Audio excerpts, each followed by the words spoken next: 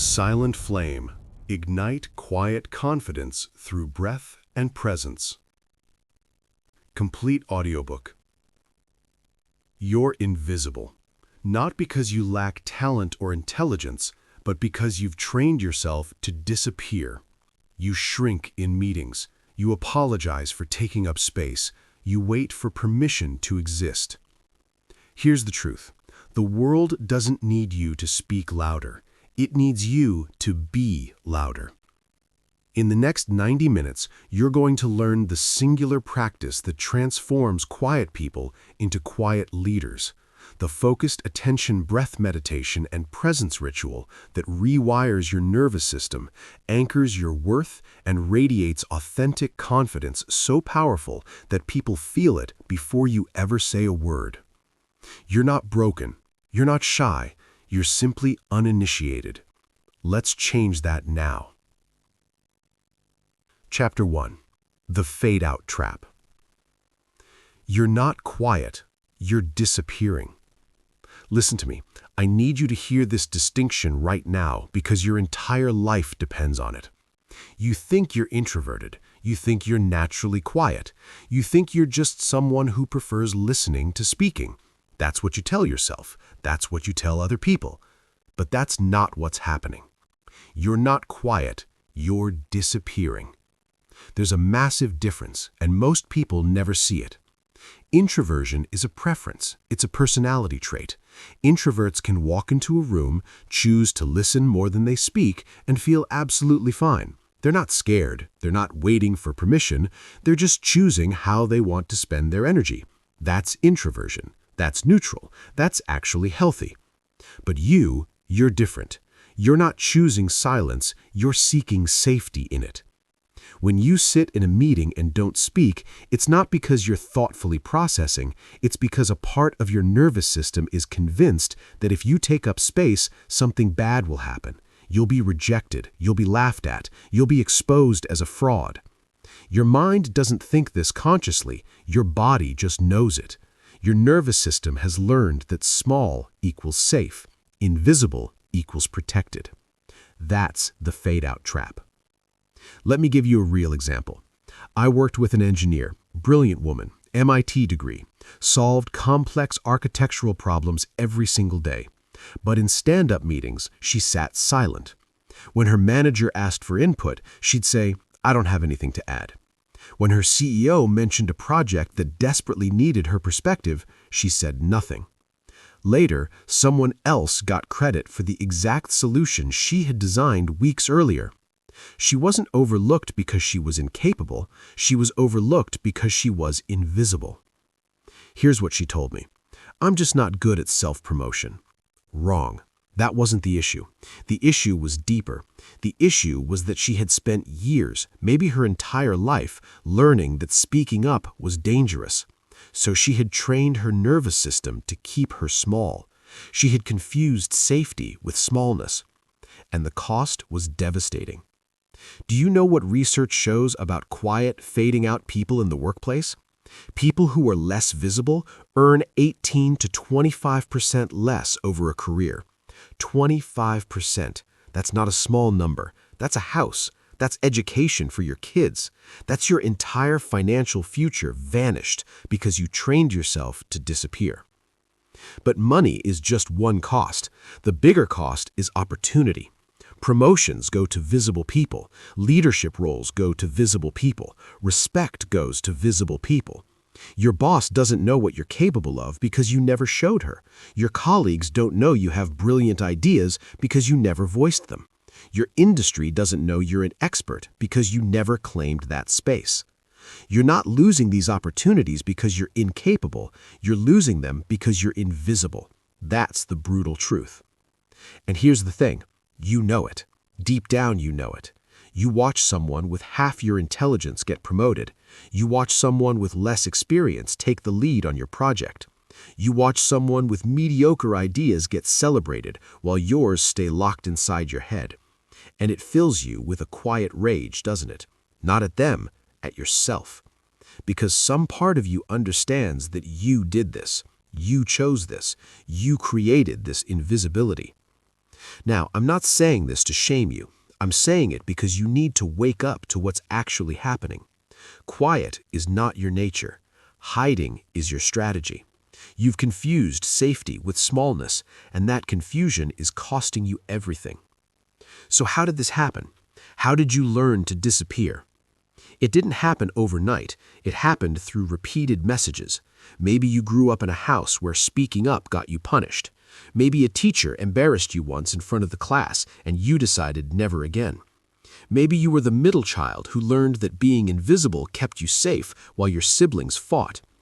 Maybe your parent had a volatile temperament and you learned early that the quietest child was the safest child.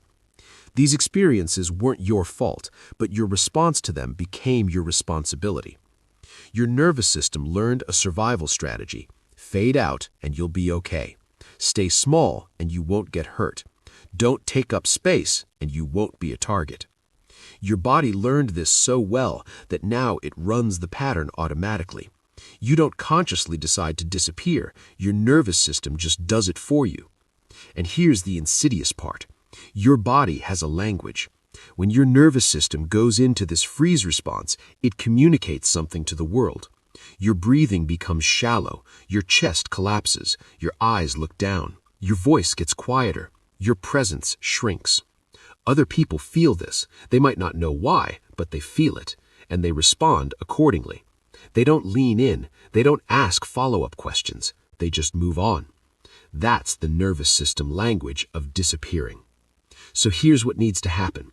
You need to understand that this pattern, the quietness, the invisibility, the tendency to fade into the background, isn't who you are. It's a learned response. It's your nervous system trying to protect you from a threat that no longer exists. The brilliant engineer wasn't actually quiet. She was scared. And once she understood that difference, everything changed. Once she realized that she wasn't choosing silence, her nervous system was choosing survival, she could actually do something about it. That's what the rest of this book is about. It's about rewiring that nervous system response so that you can show up fully, without fear, without seeking permission, without disappearing. But first, you need to make a choice. You can keep doing what you've always done. Keep fading. Keep watching other people claim what should be yours. Keep spending your career invisible, your talents hidden, your potential unexpressed. You can do that. Many people do.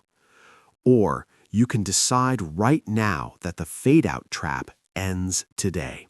That quiet is no longer your strategy. That invisibility is no longer your protection. That you're ready to be seen.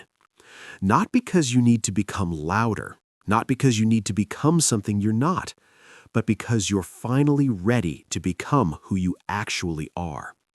That's the invitation. That's the choice.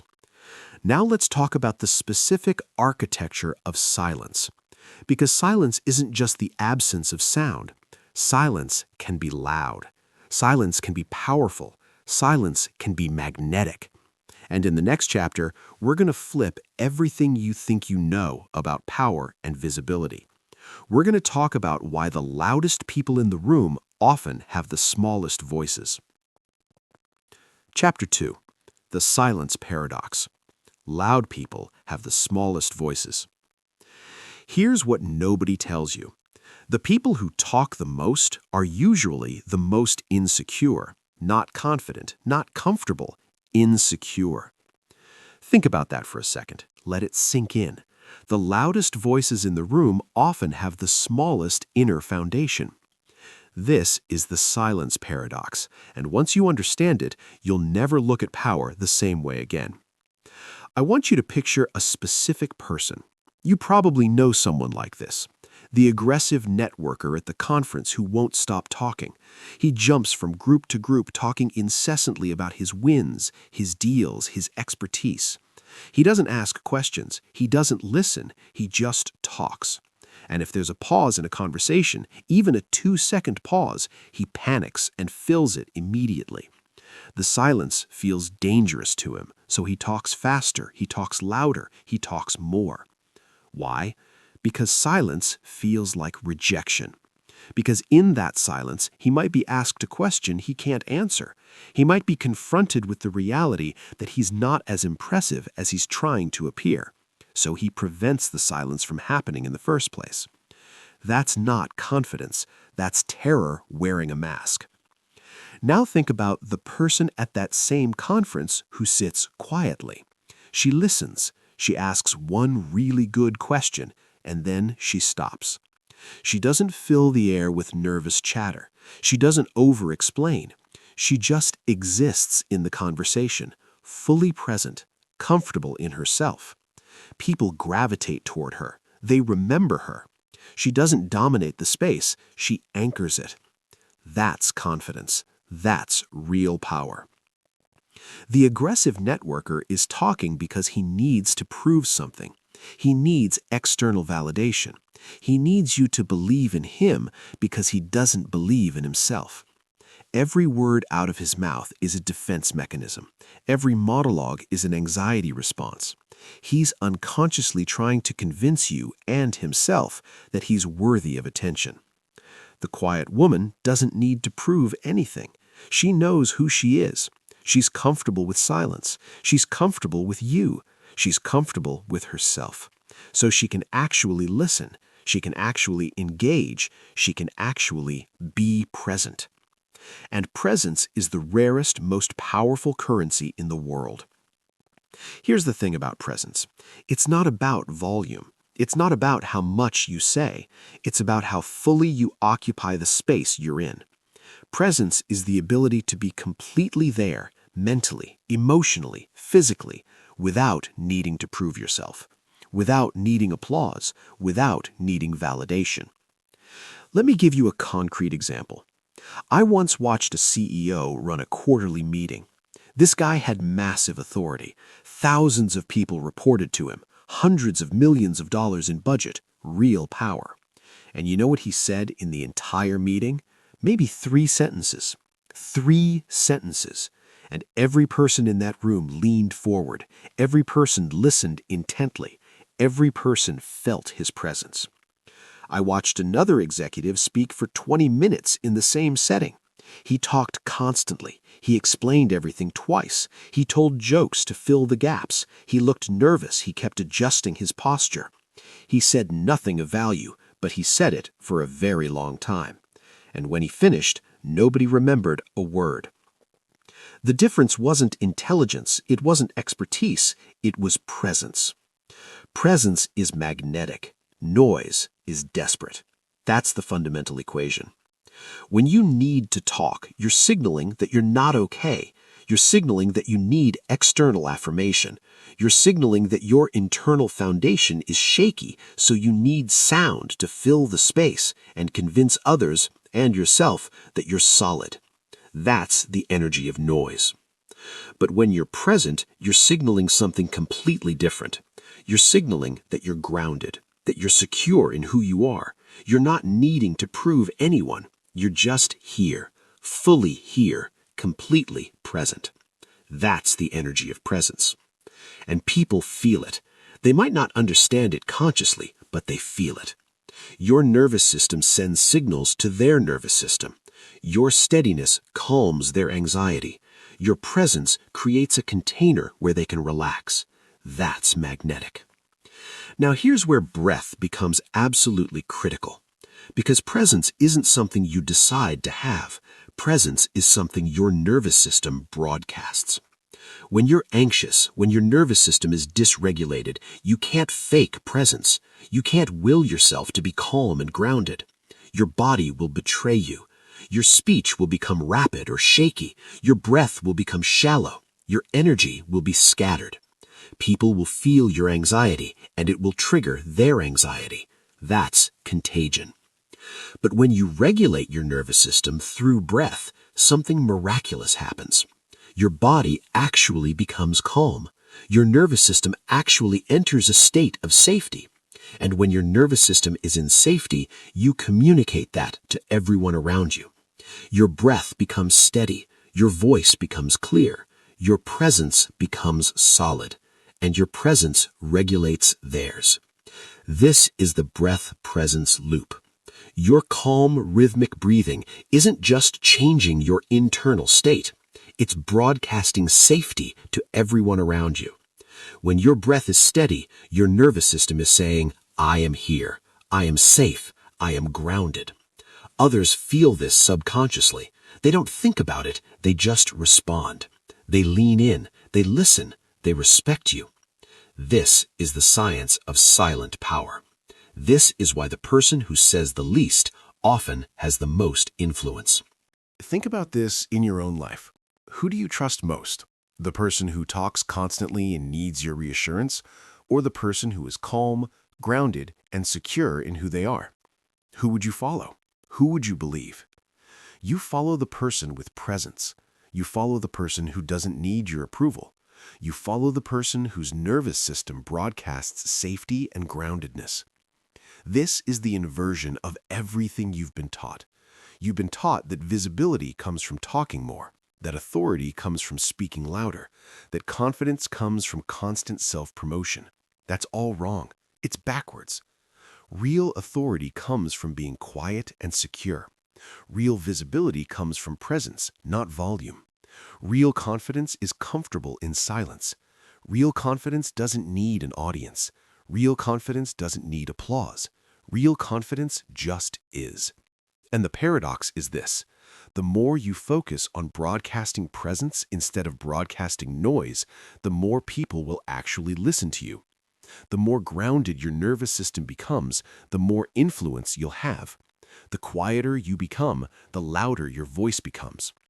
This is the inversion that transforms everything. This is why the fade-out person isn't failing because they're too quiet. They're failing because they're anxious and ungrounded. The solution isn't to talk more. The solution is to regulate their nervous system so deeply that presence becomes their baseline. Once your nervous system is regulated, silence becomes your greatest asset. Once you're grounded, your quiet voice becomes the most powerful voice in the room. Once you're present, you don't need permission or approval or applause. You just need to exist, and your existence will change everything. That's the promise. That's the possibility. But before you can become grounded in your presence, you have to stop the one thing that's been sabotaging you your entire life. You have to break the addiction to external validation. You have to stop seeking permission. You have to stop trying to prove your worth to everyone around you. And that requires understanding the mechanism that's been running your life, the validation trap. The endless, exhausting cycle of seeking approval from people who can never actually give you what you need. In the next chapter, we're going to expose this addiction. We're going to show you exactly how you've been weaponizing silence against yourself, and we're going to teach you how to anchor your worth internally so that external validation becomes irrelevant. Chapter 3. The Validation Withdrawal. Stop proving and start existing. You're not seeking feedback. You're seeking permission to exist. Let that land, because that single sentence contains the entire architecture of your suffering. That's the mechanism that's been running your life, draining your energy, and sabotaging every relationship and opportunity you've ever had. You're not asking, is this idea good? You're asking, am I allowed to have ideas? You're not asking, did I do this correctly? You're asking, am I permitted to take up space? You're not seeking information, you're seeking permission. And you've been chasing it your entire life. I want you to think about something. How many times have you sent an email and then immediately regretted it? Not because the email was bad, but because you suddenly became convinced that you shouldn't have sent it. How many times have you over-explained something simple because you were terrified the other person would misunderstand you, or worse, judge you? How many times have you apologized for having an opinion? How many times have you asked permission to do something you had every right to do? This is the validation trap. This is the addiction. And let me be clear, it is an addiction. It's not a character flaw. It's not shyness. It's not introversion. It's a nervous system pattern. Your nervous system has learned to seek external validation the way an addict seeks a drug. Your brain releases dopamine when someone approves of you. You feel the hit. You feel momentarily okay. And then the effect wears off, and you need another hit. So you over-explain, you over-apologize, you seek constant reassurance. You email and re-email asking, "Is this okay? Did I do this right? Am I allowed? Do you still like me? Do you still think I'm competent?" And when someone finally reassures you, you get that dopamine hit. You feel momentarily secure. You feel momentarily like you have permission to exist. And then it fades, and you need another fix. I worked with a woman who did this relentlessly. She was a project manager at a tech company, smart, capable, deeply experienced.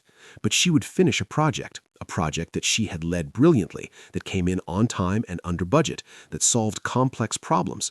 And then she would send an email to her boss asking if it was okay, asking if she had done it right, asking for approval. Her boss, confused, would say, "Yes, it's great." And she would feel relieved. For about 4 hours. Then she'd start to doubt again. Maybe she missed something. Maybe she should have done it differently. So she'd email again and again. Do you see what's happening? She wasn't actually seeking information. She wasn't actually trying to improve. She was seeking permission. She was seeking external validation of her worth. And because her worth was contingent on external approval, she could never actually feel stable. She could never actually rest. The approval always felt temporary. The doubt always came back. Here's the truth that will change everything. External validation is a drug that never satisfies. It's a moving target. It's a goalpost that keeps shifting. You get the promotion and you feel momentarily worthy. Then you think about the next promotion. You get the compliment and you feel momentarily valuable. Then you wonder if the person was being sincere.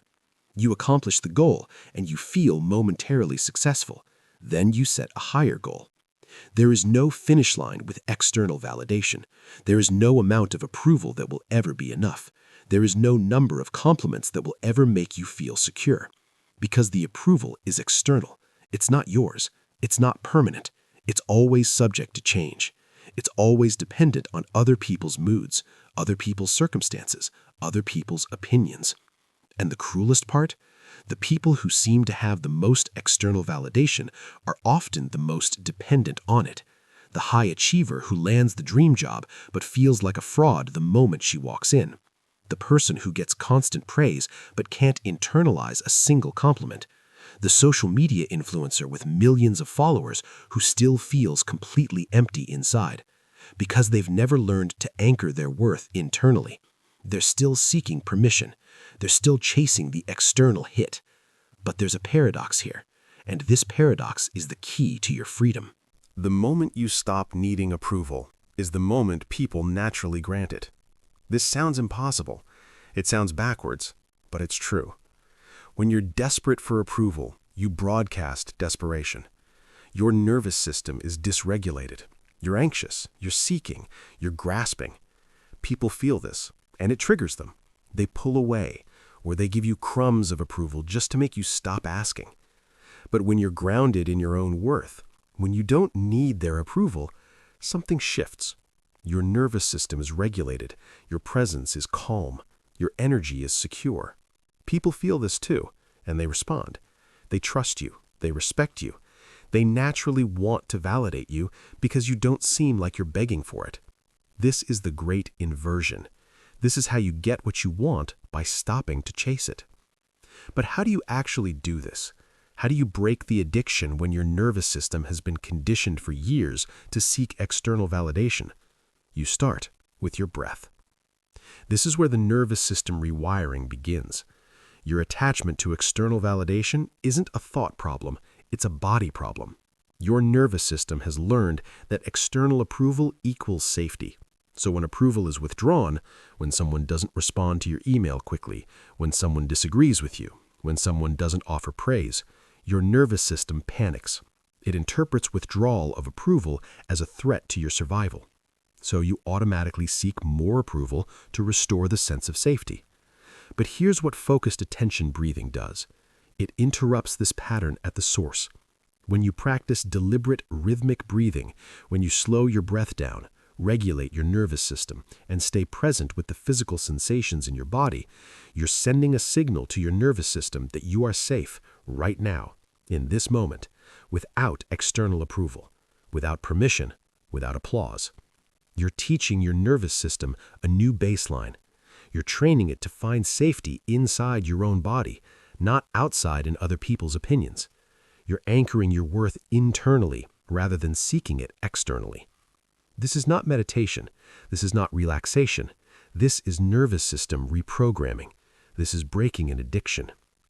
When you sit down and practice focused attention breathing, when you slow your exhale longer than your inhale, when you feel your body settle, when you anchor yourself in the truth that I am here, I am present, I am enough, you're literally rewiring your nervous system.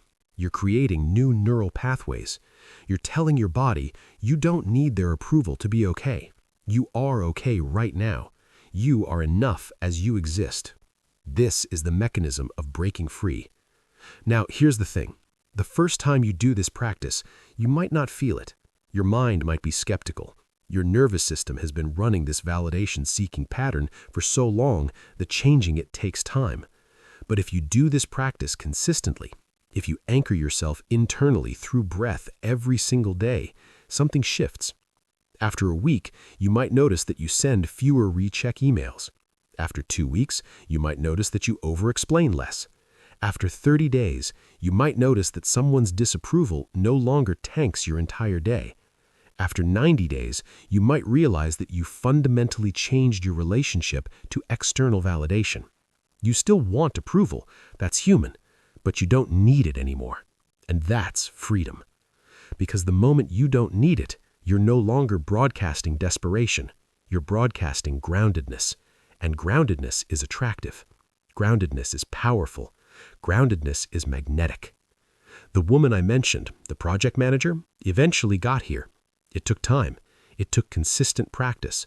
But after 3 months of daily breathing work, her emails changed. She stopped asking for permission. She stopped seeking constant reassurance. And you know what happened? Her boss started coming to her with more complex projects. Her team started treating her with more respect. Her confidence skyrocketed. Not because she suddenly became more competent, she was always competent, but because she stopped broadcasting need. She started broadcasting groundedness, and the world responded accordingly.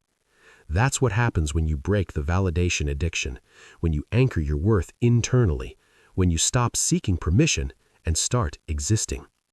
But there's something deeper happening here. There's a nervous system mechanism that very few people understand. Because your nervous system isn't just running the validation addiction, it's running an entire operating system that's keeping you trapped. And in the next chapter, we're going to break down exactly how your nervous system works. We're going to teach you the science of freeze, fight, and flight. We're going to show you that you're not broken, you're simply in a protective state that no longer serves you. And most importantly, we're going to give you the exact tool to interrupt this state and rewire it from the source. Chapter 4. The Nervous System Solution. Your body knows before your mind catches up. Your body knows before your conscious mind even catches up. Your body knows. Your body is reading the room. Your body is evaluating threat. Your body is making survival calculations. And your body is acting on all of this without asking your permission. This is not poetry. This is neuroscience. And understanding this changes everything about how you see yourself and your patterns. For the last 3 chapters, we've been talking about why you fade out, why you shrink, why you seek validation, why you disappear. And the answer keeps pointing to the same place, your nervous system. Your nervous system is running the show. Your conscious mind is just along for the ride. So now we need to understand exactly how your nervous system works, because you can't rewire what you don't understand. There's a concept in neuroscience called the polyvagal theory. Developed by Dr. Stephen Porges, it describes how your nervous system has essentially 3 states, 3 distinct modes of operation. And depending on which state you're in, you think differently, feel differently, and behave completely differently. The first state is called fight. Your nervous system detects a threat that you might be able to overcome, so it activates your sympathetic nervous system. Your heart rate increases, your breathing becomes rapid, your muscles tense, your mind becomes focused and aggressive. You're ready to confront the threat. You're ready to fight. The second state is called flight. Your nervous system detects a threat that you cannot overcome by fighting, so it activates a different part of your sympathetic system. Your body prepares to run. Your heart rate spikes. Your breathing becomes shallow and rapid. Your muscles activate for escape. You're ready to flee. You're ready to get away. The third state is called freeze, and this is the one that matters for you. Your nervous system detects a threat that it perceives as inescapable. You can't fight it, you can't run from it.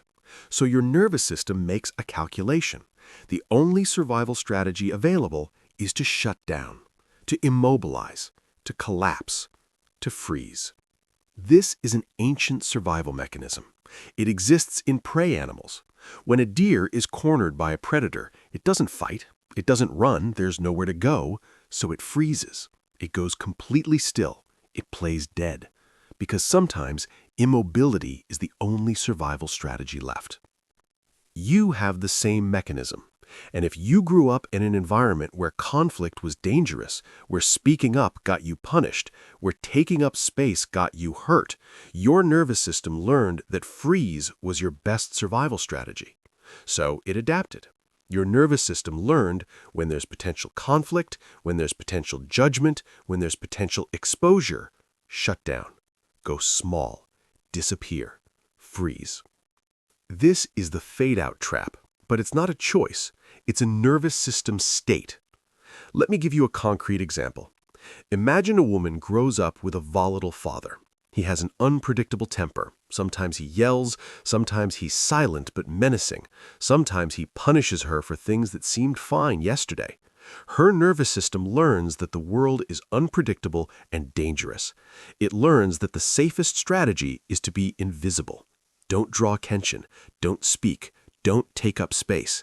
If you're quiet enough, small enough, still enough, maybe you'll be safe. This was a brilliant survival strategy when she was 8 years old. It literally protected her. It kept her safe. But now she's 35. She's in a meeting at work. Her boss asks for ideas. Her nervous system doesn't care that she's 35. It doesn't care that this is a meeting, not her father's living room. Her nervous system sees potential conflict, potential judgment, potential exposure, and it activates the freeze response. She doesn't consciously decide to stay quiet. She doesn't choose silence. Her nervous system chooses survival. Her body tenses, her breathing becomes shallow, her mind goes blank. She freezes. And then she beats herself up afterward. Why didn't I speak up? Why am I so shy? Why can't I just be confident? Why am I broken?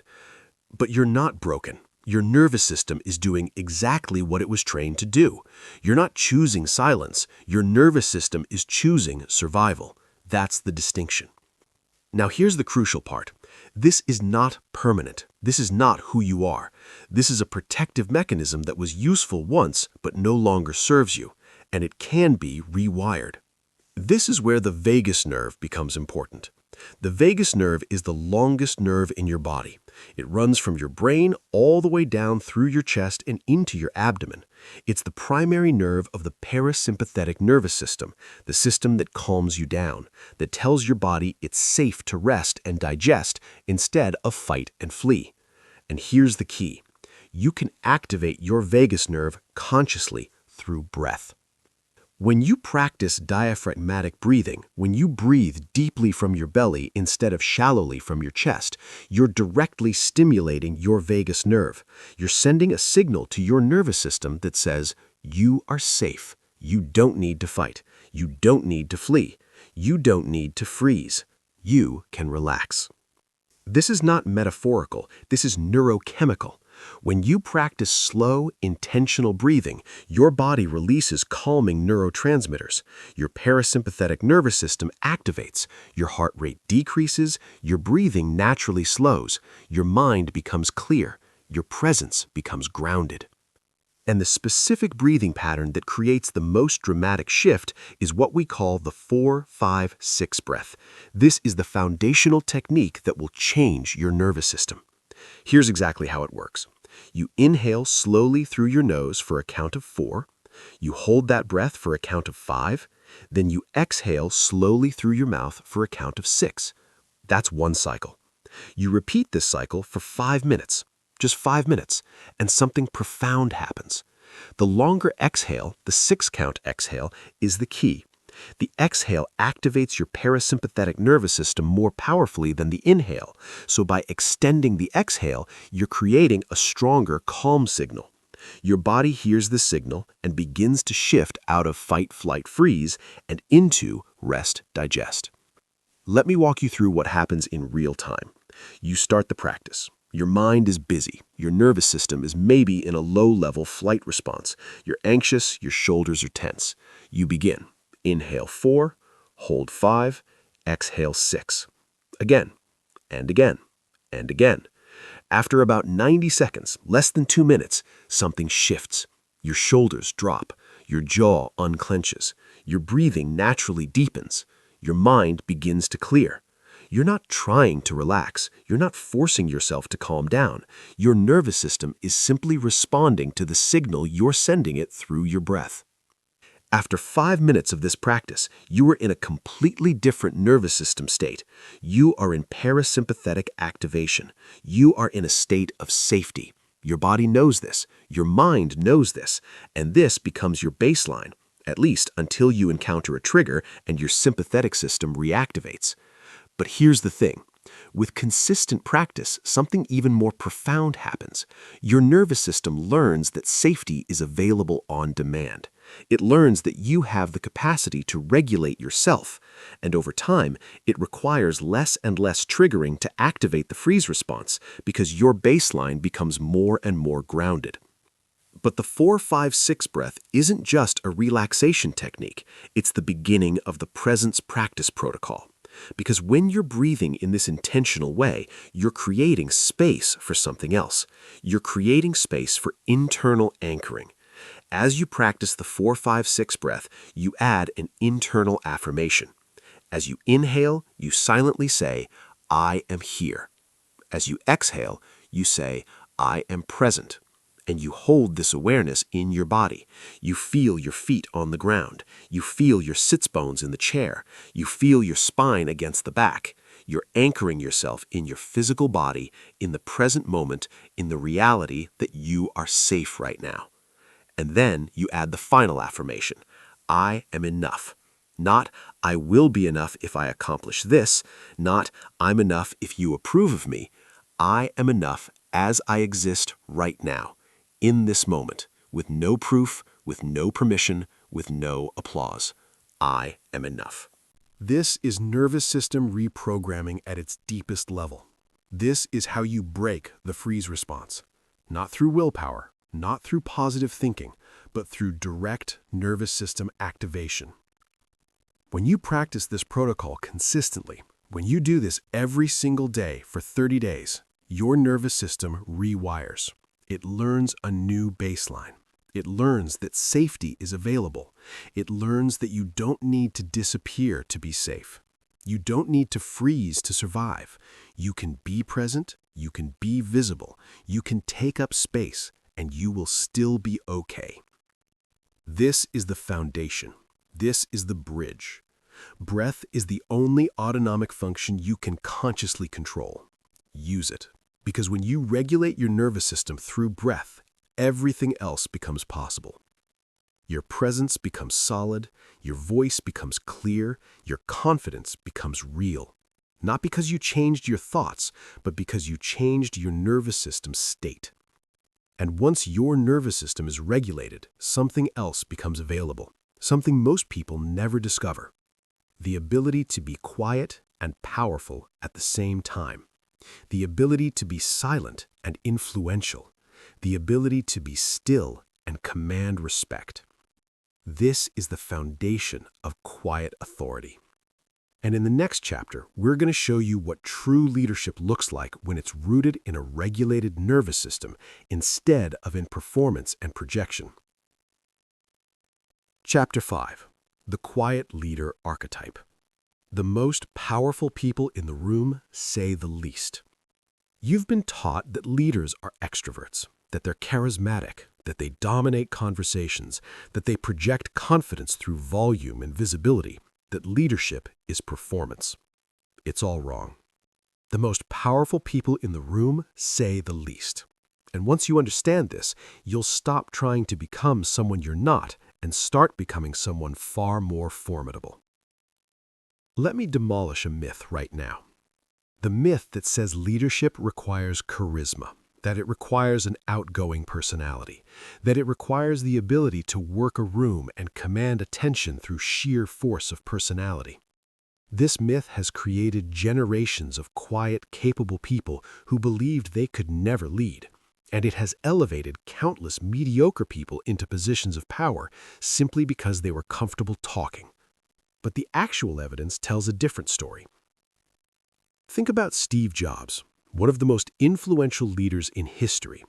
Do you know what defined his leadership style? Deliberate pauses. Jobs would present an idea, and then he would stop. He would stand in silence. He would let the weight of what he said sink in. He wasn't filling space with nervous chatter. He was using silence as a tool. Think about Bill Gates, not known for charisma, not known for being the most outgoing person in the room, but known for something far more powerful: quiet authority. Gates speaks slowly, deliberately. He chooses his words carefully. He doesn't try to impress people, he just speaks truth, and people listen. Think about Satya Nadella, who transformed Microsoft from a company in decline to one of the most valuable in the world. Nadella is introverted. He doesn't command rooms through force of personality. He leads through presence, through thoughtfulness, through the clarity of his vision communicated in a calm, grounded way. These are not exceptions. These are examples of a pattern. The most effective leaders I've studied across industries share a common trait. They are comfortable with silence. They use words strategically. They create space for others to think and contribute instead of dominating the conversation. This is quiet authority, and it's far more powerful than charisma. Here's the fundamental principle. Leadership is not about filling space. Leadership is about anchoring space. When a noisy leader walks into a room, they fill the space with sound. They talk, they project, they take up air, and the room orbits around their noise. People listen because the leader is so loud they can't help but listen. But the moment the leader leaves, the energy dissipates. The room loses its anchor because the anchor was the noise, not the presence. When a quiet leader walks into a room, something different happens. The leader doesn't fill space. The leader anchors it. The leader's presence is so grounded, so calm, so intentional that the entire room settles. People don't lean in because the leader is loud. They lean in because the leader is still. They sense safety in that stillness. They sense groundedness, and they want to be near it. This is the difference between filling space and anchoring space. And the leader who anchors space is infinitely more powerful than the leader who fills it. The person who speaks with intention is more powerful than the person who speaks with frequency. That's the equation. Not how much you say, how much it matters when you do say it. Let me give you a real example. I worked with a manager at a Fortune 500 company. She was quiet, thoughtful. She didn't dominate team meetings. In fact, she said very little. But here's what she did. She asked one really powerful question per meeting. Just one. Not to show off her intelligence, but because she was genuinely curious and she genuinely wanted to help the team think more deeply. She would ask something like, "What assumption are we making that might not be true?" Or, "What would we do if we had to solve this with half the budget?" And then she would stop. She would wait in the silence. She wouldn't fill the gap with her own answer. She would let the team sit with the question and work through it. And what happened? Her team became phenomenally creative. They became far more engaged. They started coming to her with ideas because they knew she would ask thoughtful questions and then get out of the way. They didn't feel managed. They felt developed. The quiet manager had far more influence. The quiet manager created leaders. The noisy manager created followers. This is the power of strategic silence. Silence is not empty. Silence is full. Silence is loud. When a quiet leader pauses before speaking, That pause is full of intention. That pause communicates, I'm thinking about this carefully. My words will matter. When a quiet leader asks a question and then waits, that silence is full of respect. That silence communicates, your thinking matters. Your voice matters. I want to hear what you have to say. And here's what makes this possible: presence. The quiet leader's silence only works if it's grounded in genuine presence. If you're silent because you're nervous, because you're fading out, because you're anxious, that silence communicates nothing. People just get uncomfortable. They try to fill the void. But if you're silent because you're grounded, because you're thinking, because you're present, that silence is magnetic. That silence is leadership. So how do you build this? How do you develop quiet authority? It starts with understanding what quiet authority actually is. It's not confidence. Confidence is just believing in yourself. Quiet authority is something deeper. It's earned respect. It's the result of showing up consistently, speaking truthfully, and following through on what you say. Quiet authority is built through 3 practices. The first is speak less, listen more. Not because you don't have anything to say, but because listening is how you actually understand what's happening. Leaders who talk constantly are usually working from assumptions. They think they know what's happening because they haven't bothered to listen. But quiet leaders listen. They gather information, they understand the terrain before they speak, and when they do speak, it's informed, it's accurate, it matters. The second practice is, when you speak, make it matter. Don't fill space, don't over-explain, don't hedge or soften your message. Say what you mean, say it clearly, and then stop. One clear sentence is more powerful than 3 sentences of hedging and softening. The third practice is follow through on what you say. This is non-negotiable. Quiet authority is built through reliability. When you say you're going to do something, you do it. When you make a commitment, you keep it. When you promise to follow up, you follow up. Over time, this consistency builds trust, and trust is the foundation of all real authority. But here's the thing. All 3 of these practices require a regulated nervous system. You can't listen deeply if you're anxious. You can't speak with clarity if you're in a freeze response. You can't follow through consistently if your nervous system is dysregulated and you're exhausted from constantly managing anxiety. This is why the breath work matters. This is why the 4-5-6 practice matters, because your nervous system stability is the foundation of your leadership presence. When you practice the breath protocol every single day, you're building nervous system capacity. You're training your nervous system to stay regulated under pressure. And when your nervous system is regulated, you can show up as the quiet leader. You can listen deeply. You can speak with intention. You can create space for others. You can anchor the room through your presence instead of filling it with your noise. This is the archetype. This is who you're becoming, not a loud performer, not an extroverted personality, but a quiet leader. Someone whose presence commands respect, someone whose silence is full, someone whose words matter because they're chosen carefully, someone whose impact is earned through consistency and integrity. This is available to you right now. Not in the future, not after you become someone different, but right now by committing to the nervous system work, by showing up consistently with your presence, by speaking with intention. You don't need to become louder. You need to become more grounded. And when you're grounded, everything changes. Your leadership changes. Your relationships change. Your life changes. But grounded presence isn't just for leadership. It's for every conversation, every meeting, every interaction. And there's a specific set of skills that allow you to bring this presence into the moments that matter most, the moments when you're actually speaking, when you're actually being seen, when you're actually showing up. In the next chapter, we're going to teach you the 3 rules for speaking without disappearing. These are the practical behavioral tools that transform your presence into communication. These are the rules that let you speak your truth while remaining completely grounded. Chapter 6. Presence in conversation. Wait, no. Chapter 6 is the breath foundation practice. That's where we go deeper into the actual protocol that makes all of this possible. Because you can understand the theory, you can understand that quiet authority is possible, but if you don't have a daily practice that rewires your nervous system, it stays theoretical, it stays intellectual, it doesn't become real. In the next chapter, we give you the exact protocol, the 12-minute daily ritual that transforms everything. Chapter 6, The Breath Foundation Practice, the 12-minute daily ritual that transforms everything.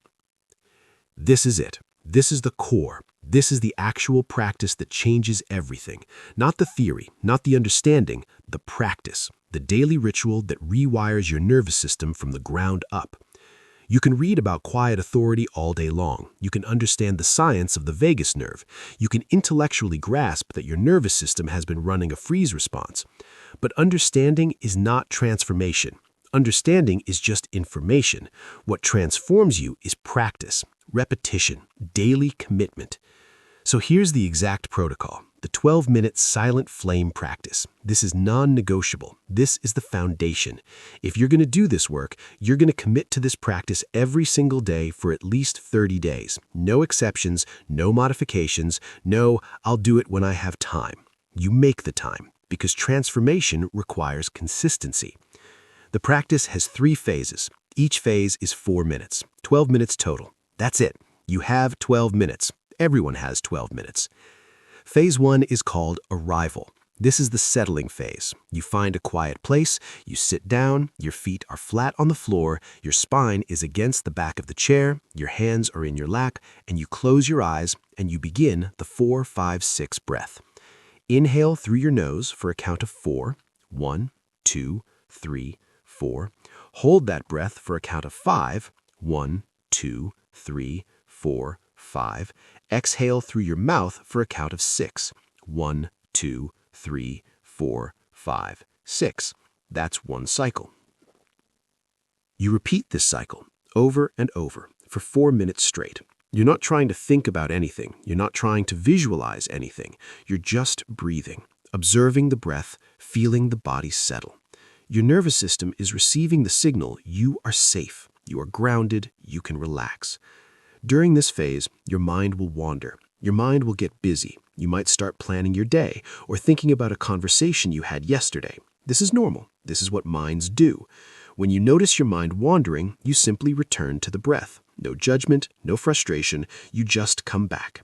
Inhale 4, hold 5, exhale 6. After 4 minutes of this, you move to phase 2. This is called anchoring. In this phase, you continue the same breath, 4, 5, 6, but you layer in an internal affirmation. As you inhale, you silently say to yourself, I am here. As you exhale, you say, I am present. You're coupling the breath with the affirmation. You're not trying to believe it. You're not trying to convince yourself. You're simply pairing the words with the physical sensation of the breath. At the same time, you're bringing awareness to your body. You feel your feet on the ground. You feel your sit bones in the chair. You feel your spine.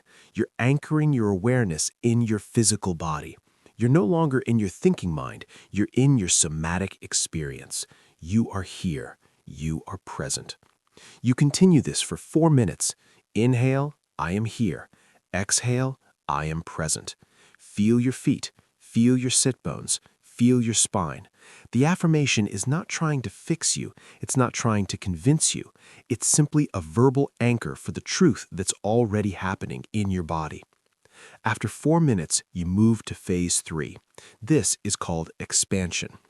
You continue the same breath, 4, 5, 6. You continue the same internal affirmations, I am here, I am present, but now you extend your awareness beyond your body. You imagine your presence expanding outward. You're in the room. You're taking up space. Your presence is steady and grounded. You're not broadcasting anxiety. You're not seeking approval. You're just existing in the room, fully present, fully grounded. If you're preparing for a meeting, you might imagine yourself in that meeting, sitting in the conference room, present, grounded, anchored in your breath and your body, speaking when it's relevant, listening when it's not, fully there. You do this for 4 minutes, expanding your presence, extending your grounding into the space around you, training your nervous system to maintain this anchored state even when you're in environments that used to trigger your freeze response. That's the entire practice: arrival, anchoring, expansion. 12 minutes, 3 phases, one daily ritual that rewires everything. Now, I need to be very clear about something. This is not meditation for relaxation. This is not meant to help you chill out or find inner peace. That might happen, but it's not the point. This is training for presence. This is nervous system reprogramming. This is changing your actual baseline nervous system state so that grounded presence becomes your default instead of anxious collapse. Think about the difference. Meditation for relaxation is temporary. You meditate, you feel calm for a while, then you go about your day and your old patterns come back. Meditation is a break from your life. But this practice is different. This is training. This is building neural pathways. This is changing your actual baseline nervous system state. When you practice this consistently, when you do this every single day for 30 days, your nervous system learns something new. It learns that safety is available on demand. It learns that you have the capacity to regulate yourself. It learns that you don't need external validation or approval to feel grounded. And over time, your baseline shifts. Grounded presence stops being something you have to work for and becomes something you naturally embody. But here's what I want you to understand. There are a lot of confidence hacks out there. Power poses, positive affirmations, visualization techniques, self-talk scripts. And people do these things and they feel better temporarily. But the moment they encounter a real trigger, a real social situation, a real conflict, a real moment of potential judgment, they collapse because these techniques don't actually address the nervous system. They're surface-level tools that don't penetrate to the actual mechanism. Affirmations are wishes. Breath practice is rewiring. That's the fundamental difference. When you tell yourself, I am confident 50 times a day, you might feel a little boost, but your nervous system hasn't changed. Your vagal tone hasn't improved. Your parasympathetic capacity hasn't expanded. You're still running the same freeze program. You're just trying to think your way out of it.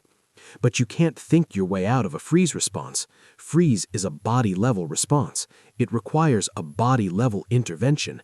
It requires breath. It requires nervous system activation. It requires retraining your vagus nerve. Let me give you an example. I worked with a woman who had tried affirmations for years. Every morning she would say, I am confident, I am worthy, I am capable. And then she would go to work. And the moment she had to speak up in a meeting, her nervous system would activate the freeze response. Her chest would collapse, her throat would tighten, her voice would disappear. All the affirmations in the world didn't matter because her nervous system was dysregulated.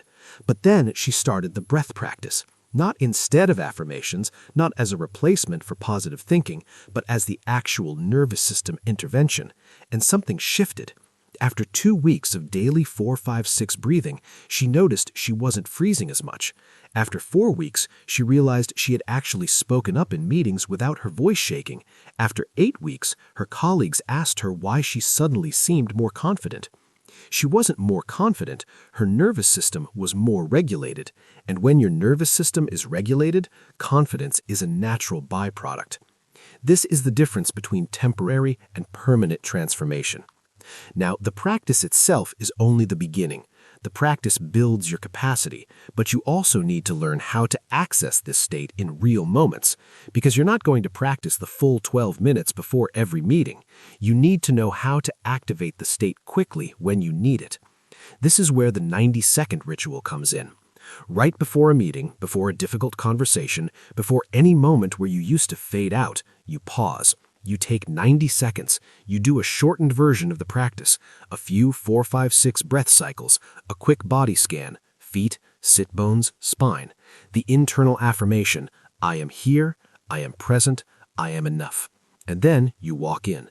And something has shifted. Your nervous system is no longer in freeze, it's in grounded presence. You haven't changed your personality, you haven't become someone different. You've just activated your actual capacity instead of your protective collapse. Once you know how to access presence, you can access it anywhere, anytime. Before a presentation, during a difficult conversation, in the middle of a meeting when you feel yourself starting to fade, in a social situation where you used to shrink, you can access the state because you've trained it, because you've built the neural pathways, because your nervous system has learned a new default. This is the power of consistency. 12 minutes a day, no modifications, no shortcuts, just the practice, just showing up, just breathing. And here's what happens. After 30 days, you'll notice changes, small at first. You send fewer validation-seeking emails. You over-explain less. You speak up in meetings without your heart racing as much. After 90 days, the changes are undeniable. Your baseline has shifted. Presence is becoming your default. After 6 months, you're living in a completely different nervous system state. You're not trying to be confident anymore. You're just present. And presence is far more powerful than confidence. But presence in your own body is only half the equation, because you don't exist in isolation. You exist in conversation. You exist in relationship. You exist in moments where you're being seen and heard and responded to. And in those moments, there are specific tools, specific practices, specific ways of speaking that amplify your presence instead of collapsing it. There are rules for presence in conversation. There are techniques that let you hold your ground even when you're uncomfortable. There are ways of speaking that communicate your value without ever seeking approval. In the next chapter, we're going to teach you those rules. We're going to show you exactly how to speak in a way that's aligned with the presence you've been building through the breath practice. We're going to give you the behavioral tools that transform nervous system work into actual results. Chapter 7. Presence in Conversation. The 3 rules of speaking without disappearing. You've been practicing the breath. Your nervous system is starting to regulate. Your baseline presence is shifting.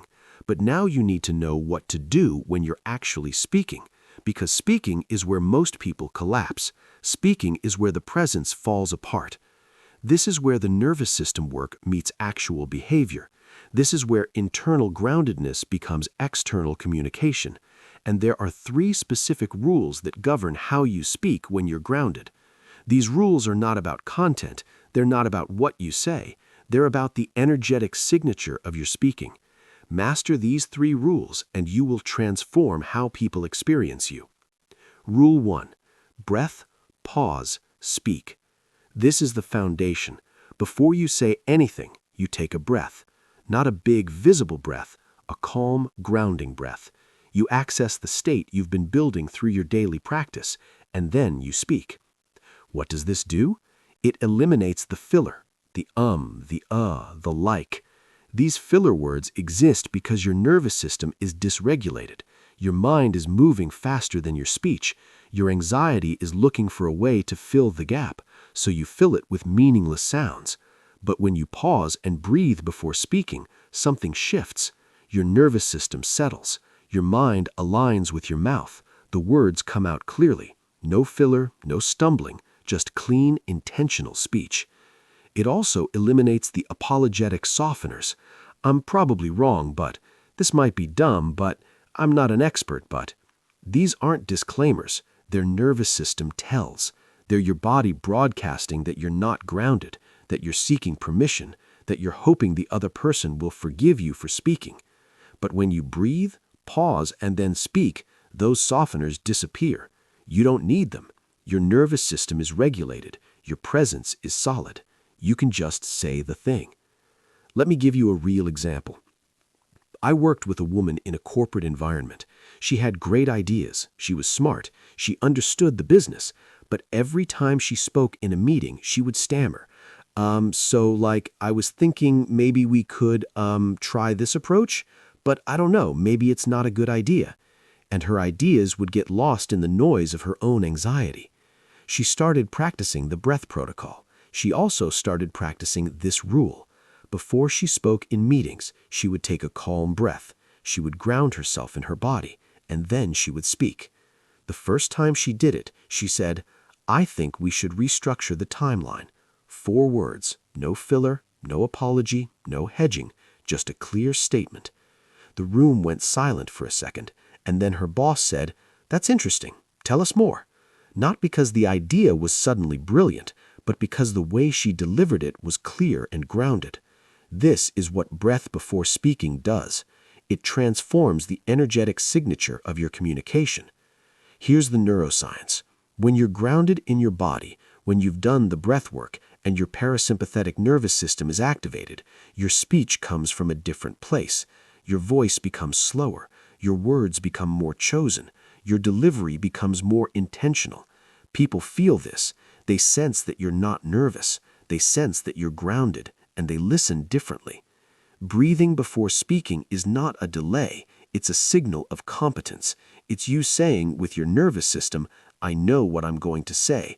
I'm grounded enough to say it clearly. I don't need to rush. And every pause you take is you claiming space. It's you saying, I deserve to be heard. My words matter. I'm not rushing through this to get it over with. The pause is power. Rule 2. Claim your opinion without minimizing it.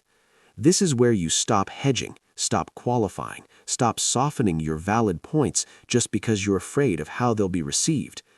Listen to how quiet, fade-out people talk. Maybe this is dumb, but I could be wrong, but I'm not an expert, but every statement comes with a disclaimer, a hedge, a qualification. You're essentially asking permission to have an opinion. But here's the truth. Your thoughts are not permissions to be granted. Your thoughts are facts to be stated. If you think something, that's real. That's data. That's your perspective. You don't need to soften it. You don't need to apologize for it. You don't need to frame it as a tentative question when it's actually a valid observation. Let me give you an example. I watched a meeting where a quiet person, brilliant woman, great analytical skills, offered an idea. But instead of stating it, she asked it as a question to the most dominant person in the room. What if we looked at the metrics from a different angle? Would that make sense? She was offering a perspective, but the way she delivered it, she was asking permission. She was making the other person the authority on whether her idea was valid. A grounded person would say it differently. I think we should analyze the metrics from a different angle. Here's why. Not a question, a statement, not hedged, not softened, just delivered clearly.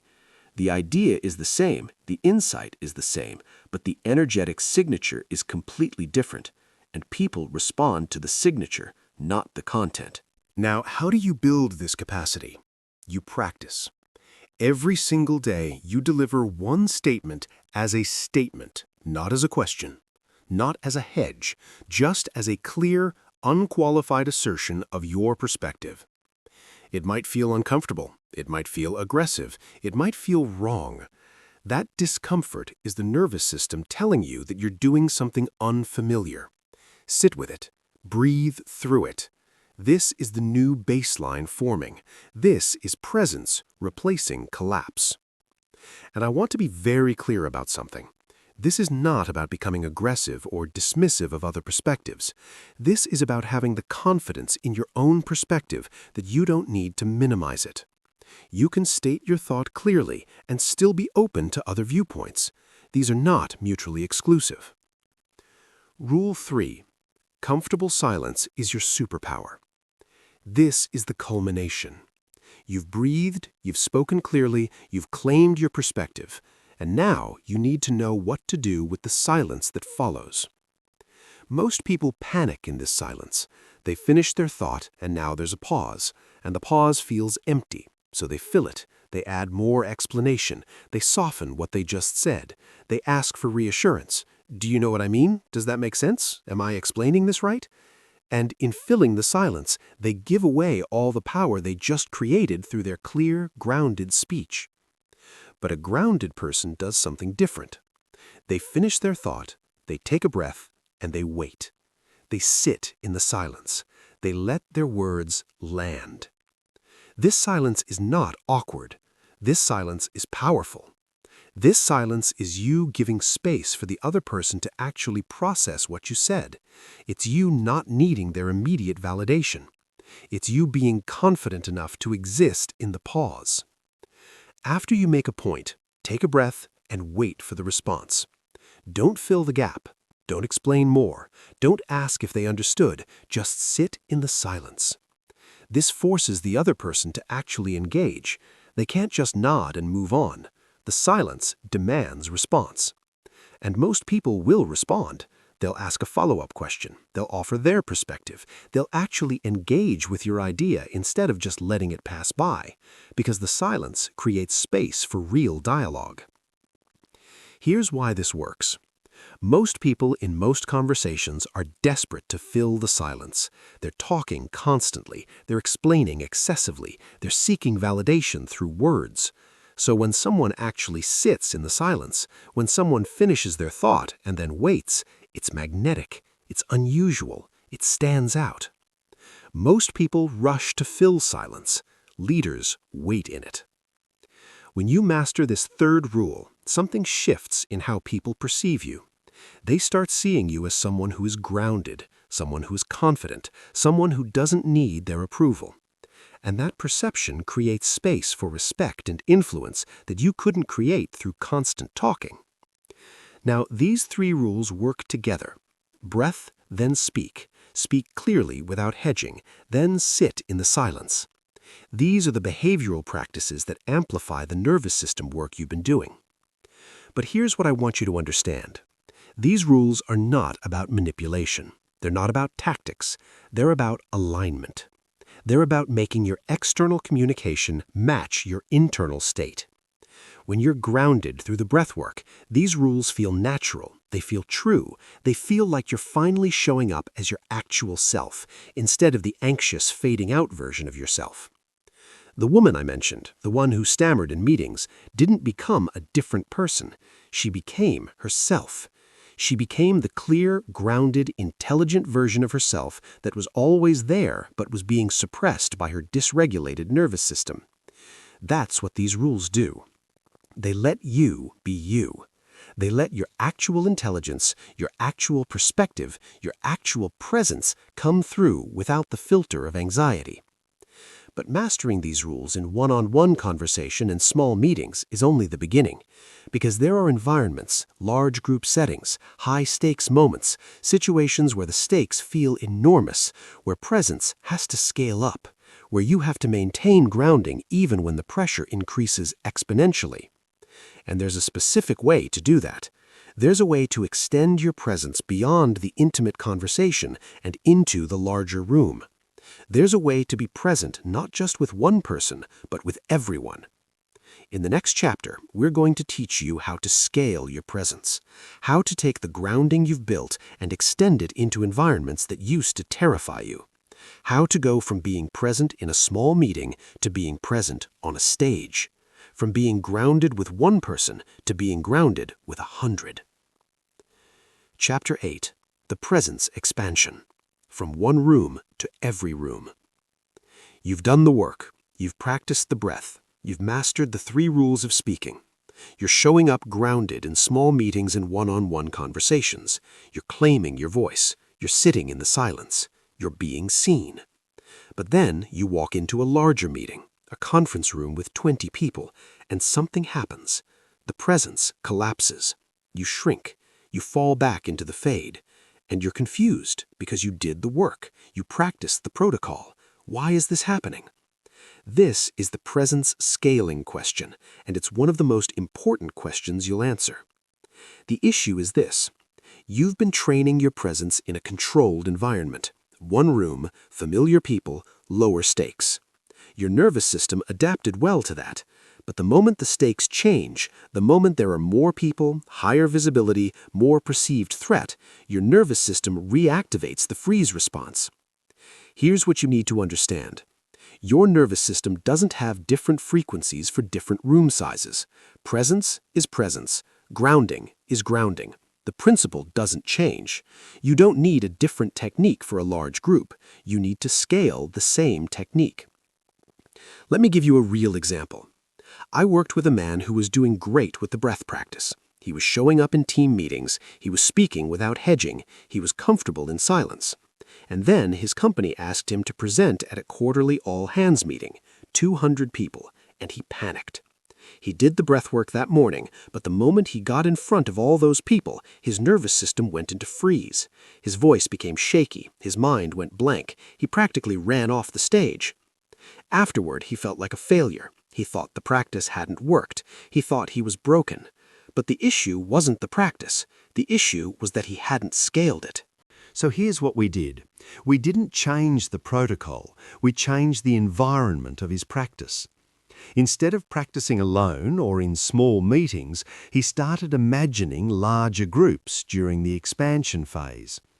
During the third phase of his breathwork, the one where he extends his presence into the room, he imagined himself in front of 200 people. Not anxious, not performing, just present, grounded, anchored in his breath. He practiced this visualization for 2 weeks, just the expansion phase, extending his presence to a larger imagined group. And then he presented again. Same people, same stakes, different nervous system state. Because he had trained his nervous system to maintain presence at scale. This is what presence scaling means. It means your nervous system doesn't freak out just because the room is bigger. It means you can access grounding whether you're in a one-on-one conversation or on a stage with 1,000 people. Presence scales. Once you understand this, everything changes. But here's something even more powerful. Your presence doesn't just affect you. It affects everyone around you. This is neuroscience, neuron mirroring, nervous system resonance. Your regulated nervous system regulates the nervous systems of the people around you. Think about a time when you were in a tense meeting. Everyone was anxious, the energy was high, people were defensive. And then someone walked in, someone calm, someone present, someone clearly grounded. What happened? The entire room shifted. The energy changed. People started to relax. The threat level decreased. That's not magic. That's nervous system contagion. Your nervous system sends signals to other nervous systems. If you're dysregulated and anxious, you trigger dysregulation and anxiety in others. If you're regulated and grounded, you trigger regulation and groundedness in others. This is the ripple effect of quiet authority. One person who is genuinely present can transform the entire dynamic of a room. One person whose nervous system is anchored can give permission to everyone else to also be anchored. Let me give you a concrete example. I watched a meeting where there was significant conflict. 2 department heads who had been at odds for months. The tension was palpable. Everyone in the room was holding their breath, waiting for the argument to explode. And then the CEO walked in. Not loud, not charismatic, just present. She sat down, she breathed, she looked at both department heads with genuine curiosity. And something shifted. The entire room relaxed. The department heads stopped performing their conflict and actually started talking. The energy of that one grounded person changed the entire dynamic. Your presence is not just for you. Your presence is a gift to every room you enter. When you show up grounded and calm, you give others permission to do the same. When you maintain presence even when the stakes are high, you show others that it's possible to be present even in difficulty. When your nervous system is regulated, you regulate the nervous systems of everyone around you. This changes the motivation. It's not just about building confidence for yourself. It's about contributing to collective calm. It's about being the person who anchors the room instead of adds to the chaos. It's about understanding that your presence is a leadership act, regardless of your title. Now, building this presence capacity at scale requires progressive challenge. It's not enough to imagine it. You need to practice it in real environments with increasing stakes. Here's the protocol. Choose an environment that's slightly more challenging than where you're currently comfortable. If you're comfortable in small team meetings, choose a slightly larger group. If you're comfortable with a group, choose a stage or a higher stakes meeting. You don't jump from intimate conversation to standing in front of 1,000 people. You scale progressively. Before you enter that environment, you do the breath work. All 12 minutes if possible, or at least the 90-second shorthand. You ground yourself. You activate your parasympathetic nervous system. You remind your body that you are safe. During the environment, during the meeting or the presentation or the conversation, you maintain presence anchoring. You feel your feet on the ground, you keep your breath steady, and you stay connected to your body even as you're engaged with other people. This is the key. Most people, when stakes get high, disconnect from their body and go into their head. But you stay present, you stay grounded, you stay embodied. After the experience, you reflect. How did it go? Where did you notice yourself starting to fade? What pulled you out of presence? What helped you come back? This reflection is crucial because you're collecting data about what works for your nervous system at different stakes levels. And here's the truth that will revolutionize how you see yourself. Confidence is not the absence of fear. Confidence is not the absence of discomfort. Confidence is the ability to be present even in fear. Confidence is the ability to maintain grounding even when you're uncomfortable. The person who stands in front of 1,000 people and feels no nervousness, that's probably not confidence.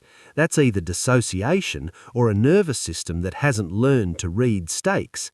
But the person who stands in front of 1,000 people notices the nervousness, acknowledges it, and maintains presence anyway. That's confidence. That's real. This is what you're building. You're not trying to eliminate discomfort. You're training yourself to be present with discomfort, to breathe through it, to maintain grounding even when your system is activated, to show up as yourself even when you're uncomfortable. And when you practice this enough, something shifts. Your nervous system learns that even in high-stakes environments, you're okay. Even when the room is full of people, you're okay. Even when the stakes are significant, you're okay. Your baseline becomes grounded presence regardless of circumstance. This is the expansion. This is scaling from one room to every room. But there's something else that happens when you start showing up at this level of presence. People start to notice, people start to respond, and not everyone responds well. Because when you show up grounded and confident, it triggers people whose nervous systems are dysregulated. It threatens the system they've built. And some of those people will push back. They'll challenge you, they'll criticize you, they'll try to pull you out of presence. And when that happens, and it will happen, you need to be ready. Because maintaining presence through resistance is a different skill entirely. In the next chapter, we're going to address the resistance. We're going to talk about what happens when you stop hiding and people respond with judgment. We're going to teach you that resistance is actually a sign of progress. And we're going to give you the tools to stay present and grounded even when other people are trying to pull you into their chaos. Chapter 9. The Resistance and the Breakthrough. What happens when you stop hiding and why you'll want to quit.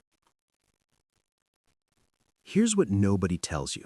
The moment you start showing up, the moment you start taking up space, the moment you stop fading out, you're going to want to quit. Not because the practice isn't working, but because the practice is working, and your nervous system is going to fight it with everything it has. Let me explain what's happening neurologically. You've spent years, maybe your entire life, fading, disappearing, being invisible. This wasn't weakness. This was a survival strategy. Your nervous system learned that invisibility equals safety, so it optimized for invisibility. It built neural pathways that support disappearing. It became very, very good at small. Now you're asking your nervous system to do something completely different. You're asking it to be visible, to take up space, to speak up, to claim your presence. And your nervous system is confused because this feels dangerous, because visibility was never part of the survival strategy. So what happens? Your nervous system activates resistance. It starts telling you stories, stories that make you want to quit, stories that convince you that you made a mistake by showing up, stories that make visibility feel dangerous even though it's actually safe. Let me give you a real example. I worked with a woman who did the breath work consistently. She got comfortable in small meetings, she started speaking up, she was feeling more confident. And then, in a meeting with her senior leadership, she offered an idea. She stated it clearly, no hedging, no apology. She was grounded and present. And her boss said, "That's interesting, let me think about it." That's all. That's a normal response. That's actually a positive response. But her nervous system immediately spiraled. She started having thoughts. "Oh my God, I shouldn't have said that. He thinks it's dumb. I overstepped. I shouldn't have spoken up. I'm going to lose my job. I should just go back to being quiet." She was flooded with anxiety. She was convinced she had made a terrible mistake, and she wanted to quit the entire practice. She wanted to go back to disappearing because that felt safer. This is the resistance, and if you don't understand what's happening, you will absolutely quit. Here's what you need to know. Your mind will try to convince you that you made a mistake. Your mind will flood you with doubt and anxiety and catastrophic thinking. This is not evidence that you made a mistake. This is your nervous system testing whether this new identity is safe. Your nervous system spent years optimizing for invisibility. It built entire structures around that strategy. And now you're asking it to change. So it tests. It activates anxiety. It floods you with doubt. It tells you stories of danger. And it watches to see if you'll retreat back into safety. This is actually a sign that you're healing. This is actually evidence that the work is working. But it feels like the opposite. It feels like you're failing. You're not failing, you're transforming, and transformation always feels like resistance before it feels like freedom. The phrase I want you to anchor is this: resistance is progress wearing a scary mask. That's exactly what's happening. Your nervous system is processing change. Your body is adapting to a new baseline. Your identity is shifting. And that process feels uncomfortable. That process feels like danger, but it's actually growth. Now, there's another layer to this resistance, and this one is even more insidious. When you start showing up, when you start being visible, some people will react negatively. Not everyone, but some. And fade-out people are terrified of this because for years you've unconsciously believed that if you stay small enough, if you disappear enough, you'll be safe from criticism and rejection. You won't be a target. You won't be dismissed. You won't be hurt. But the moment you show up visibly, you become a target. And yes, some people will criticize you. Yes, some people will dismiss your ideas. Yes, some people will not like the version of you that takes up space. This is a real risk. It's not imaginary. But here's the crucial distinction. Not everyone will reject you. In fact, most people won't. Most people will respect you more. Most people will be drawn to your groundedness. Most people will resonate with your clarity. And the wrong people, the people who are dysregulated, the people who are threatened by visible confidence, the people who are trying to keep you small, will resist. They will push back. They will criticize. They will dismiss you. And this is the truth. Not everyone will like the version of you that takes up space. This is not your problem. This is theirs. If someone is threatened by your presence, that's their nervous system dysregulation. That's not evidence that you should shrink. That's evidence that they need to do their own nervous system work. Let me give you an example. A quiet person finally speaks up in a meeting. She offers a perspective. And one person, maybe someone who is used to dominating the conversation, dismisses her. That's not really how things work here. And she immediately spirals. She thinks, "See, I was right to be quiet. I don't belong here. I should have stayed silent." But what actually happened, one dysregulated person had a reaction. One person who was threatened by her presence tried to push her back into small. And she interpreted that as evidence that she should listen. But the right response is different. The right response is, one dysregulated person had a reaction. That tells me about their nervous system, not about me or my idea or whether I should speak up. Here's what I want you to understand. Your right people will resonate with your presence. They will be drawn to your groundedness. They will appreciate your clarity. And the wrong people, the people who are dysregulated, the people who are threatened by visible confidence, the people who are trying to keep you small, will resist. They will push back. They will criticize. They will dismiss you. Both are data. Neither is rejection. Both are information about the other person's nervous system state, not about your worth or your value. When someone dismisses you, that's not evidence that you should disappear. That's evidence that they're dysregulated, and you get to choose whether you want to stay in relationship with dysregulated people or whether you want to surround yourself with people whose nervous systems are grounded. This is actually the liberation. This is where you get to make choices based on your worth instead of based on other people's approval. Now, I'm going to tell you something that's going to change your life. There's a point, a specific neurological threshold, where the new way of being starts to feel more natural than the old way. And that point is 30 days. This is the science of neuroplasticity. When you practice something consistently for 30 days, you cross a threshold. The neural pathways supporting the new behaviors start to become stronger than the neural pathways supporting the old behavior. The new way of being, visible, grounded, present, starts to feel more natural than the old way of being, invisible, anxious, fading. But here's the key. You have to get to 30 days. You have to push through the resistance, because the resistance is strongest right before the breakthrough. Your nervous system is testing you hardest right before it surrenders to the new pattern. If you quit at day 28, you'll never experience the shift. You'll never know that the new way is actually more comfortable than the old way. You'll convince yourself that disappearing is your nature, when actually it was just your strategy. But if you push through, if you do the breath work on day 28, even when you want to quit, if you show up grounded on day 29, even though your nervous system is screaming that you made a mistake, if you maintain presence on day 30, even when it feels foreign and scary, something shifts. On day 31, you wake up and something is different. Presence feels slightly more natural. Visibility feels slightly less dangerous. The new baseline is starting to stick. And you realize you can't go back. You don't want to go back because presence is actually more comfortable than hiding. This is the breakthrough, and it only happens if you survive the resistance. Here's what I need you to know. You're not fighting your nature. You're returning to it. Your nature is not to disappear. Your nature is to be present. Your nature is to take up space. Your nature is to speak your truth. These are natural to you. They were just suppressed by a nervous system that had learned to protect you through invisibility. But that protection is no longer needed, and your actual nature is waiting to emerge. The discomfort you're feeling right now, if you're feeling it, that's not a sign to quit. That's a sign that you're breaking free. That's a sign that old patterns are dying so new patterns can be born. That's the labor of transformation. And the criticism you might receive, that's not a sign to shrink.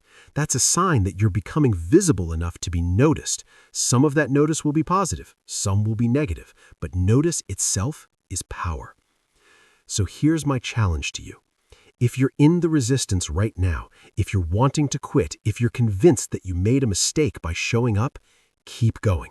Push through to day 30. Do the breath work. Show up grounded. Claim your presence, and then see what shifts. Because the final transformation is waiting on the other side of the resistance, and it's not about becoming confident. It's about integrating your presence into your identity so completely that it's no longer something you have to think about. It just becomes who you are. And that's what the final chapter is about. That's where we talk about making this permanent, not as a practice you do, but as an identity you embody. Chapter 10. The permanent shift. From confidence to identity. The silent flame becomes who you are. We're at the end of this book, but this is actually where the beginning begins. Because everything we've talked about, the nervous system science, the breath work, the 3 rules of speaking, the presence expansion, all of it was designed to move you from one place to another. Not from anxious to confident, but from believing confidence is the goal to understanding that presence is the actual transformation. This is the final shift, and it's the most important one. For 90 minutes, you've been thinking about this work as confidence building, as something you need to acquire, as a skill you need to develop. But that framing is incomplete, because real, permanent transformation isn't about building confidence. Confidence is temporary. Confidence is situational. Confidence depends on circumstances. Presence is permanent. Presence is foundational. Presence is who you are, regardless of circumstances. Let me explain the difference. Confidence is a feeling. It comes and goes. You feel confident in one situation, and then you encounter a new situation, higher stakes, new people, unfamiliar context, and the confidence evaporates. You're right back where you started, anxious, doubting, questioning your worth. But presence is not a feeling. Presence is a nervous system state. Presence is an identity. Presence is who you are, and once you embody presence, it doesn't depend on circumstances. You can feel anxious and still be present. You can encounter new challenges and still maintain grounding. You can be scared and still show up. The person who asks, "Am I confident?" is still playing the game of external circumstances. The person who asks, "Am I present?" has already won, because presence is available to you regardless of how you feel. Here's the reframe that changes everything. Confidence is temporary. Presence is permanent. When you're present, confidence is irrelevant.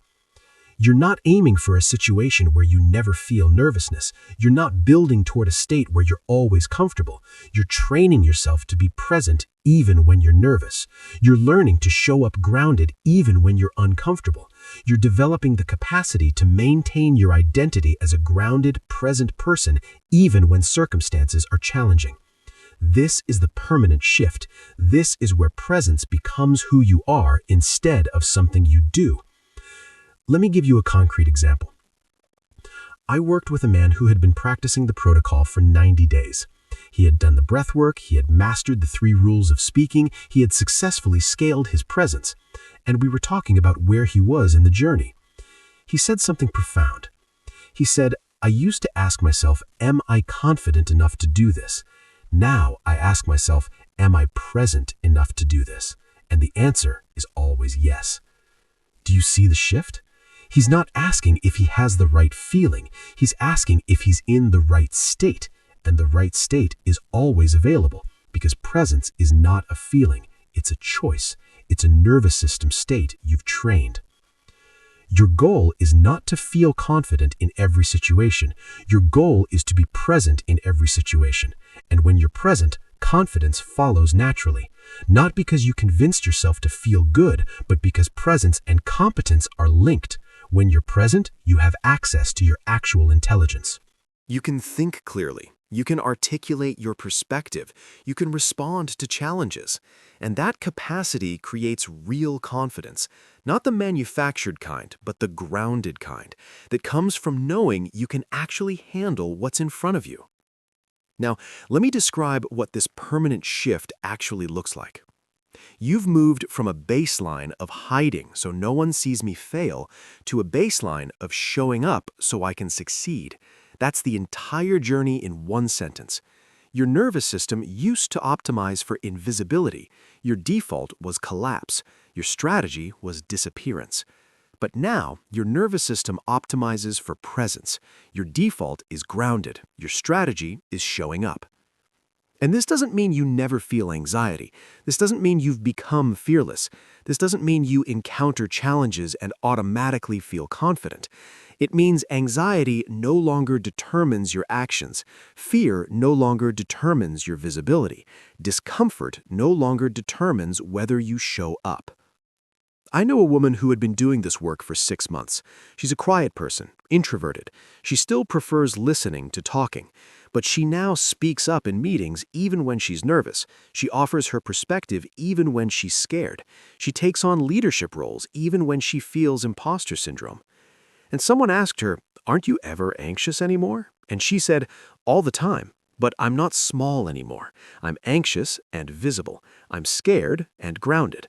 I feel like a fraud, and I show up anyway." That's the permanent shift. That's what happens when presence becomes your baseline instead of confidence becoming your goal. Here's the image I want you to hold. The silent flame. A flame that doesn't need external wind to sustain it. A flame that burns steady regardless of the darkness around it. A flame that illuminates not by being the loudest or the brightest, but by being the most grounded, the most centered, the most real. The silent flame is not the absence of darkness. You will still encounter challenges. You will still feel fear. You will still experience doubt.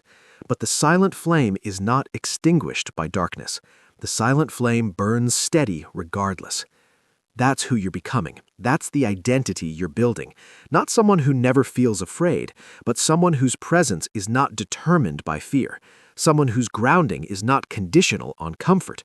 Someone whose identity is rooted so deeply in presence that external circumstances can't shake it. And here's what happens when you truly embody this, when presence becomes your baseline instead of something you're working toward. Something extraordinary occurs. You start to model quiet power for everyone around you. You become permission for other people. Every time you speak up, even when you're scared, you show someone else that it's possible. Every time you maintain presence, even when the stakes are high, you give someone else permission to do the same. Every time you refuse to disappear, you refuse on behalf of everyone who's learned to hide. This is the legacy anchor. This is the final truth. You are not just igniting your own confidence, you are lighting the way for others to find theirs. Think about your influence right now. Think about the people who are watching you, your colleagues, your friends, your family, your children if you have them. They're all watching, and they're all learning what's possible based on what you do. When you show up grounded and present, you're teaching everyone around you that it's possible to be quiet and powerful at the same time. You're teaching them that visibility doesn't require loudness. You're teaching them that presence is more valuable than performance. You're teaching them that their worth is not conditional on external validation. One quiet person who stops hiding and starts showing up creates ripples through organizational culture, through family dynamics, through friendships, through entire communities. I've seen this happen. I've watched a woman transform her presence and watched her daughters suddenly become more confident. I've watched a man embrace grounded silence and watched his entire team start to follow his lead. I've watched quiet people step into their actual power and watched it change the culture around them. This is not about you becoming louder or more extroverted or more charismatic. This is about you becoming authentically yourself. And when you do that, when you finally stop hiding and start showing up, you give others permission to do the same. This is the true power of the silent flame. Not just that it transforms you, but that it transforms everyone who witnesses it. So here's where we are. You've learned the science, you've learned the practice, you've learned the skills, you've learned how to handle resistance, and now you understand that this isn't about confidence, this is about identity. This is about becoming someone whose presence is grounded regardless of circumstances, someone whose light burns steady regardless of darkness, someone whose worth is rooted so deeply in their own being that external validation becomes irrelevant. You've been given everything you need. The 4-5-6 breath protocol, the 3 rules of speaking, the expansion practices, the framework for understanding resistance. All of it is here. All of it is available. But knowledge is not transformation. Understanding is not change. What transforms you is practice, daily, consistent, non-negotiable practice. What changes you is showing up even when you don't feel ready. What creates permanent shift is committing to presence as an identity, not confidence as a feeling. So, here's my final challenge to you.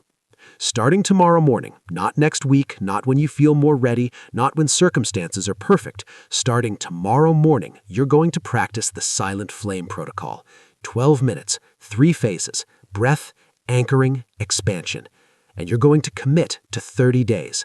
Not because I'm telling you to, but because you deserve to know what it feels like to be grounded.